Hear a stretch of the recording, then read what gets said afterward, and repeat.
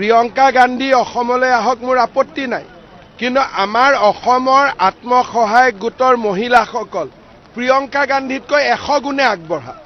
গতিকে অসমৰ মহিলা, বিশেষকৈ সেলফ হেল্প গ্ৰুপৰ যিমান অসমৰ মহিলা আছে, প্ৰিয়ংকা গান্ধীক সবতে পৰাজিত কৰি দিব। প্ৰিয়ংকা গান্ধী কম্পিটিশনত আহিবই নোৱাৰে। আমাৰ মহিলাই লাড়ু বনায়, আমাৰ মহিলাই পিঠা বনায়, আমাৰ মহিলাই খেতি পথাৰত গৈ কঠীয়া ৰুৱে, আমাৰ মহিলাই ল'ৰা ছোৱালীক স্কুলত পঠায়, কলেজত পঢ়ায়। আমাৰ মহিলাৰ লগত প্ৰিয়ংকা গান্ধীয়ে ক'ত কম্পিটিশন কৰিব পাৰিব নেকি?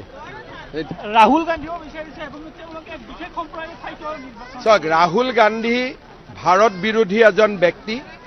ৰাহুল গান্ধীয়ে খালি বাংলাদেশী আৰু পাকিস্তানী মুছলমানৰ লগত আছে, ভাৰতীয় হিন্দুৰ লগত নাই, ভাৰতীয় মুছলমানৰ লগতো নাই। ৰাহুল গান্ধী পাক্কা এজন দেশদ্ৰোহী ব্যক্তি। Thank U.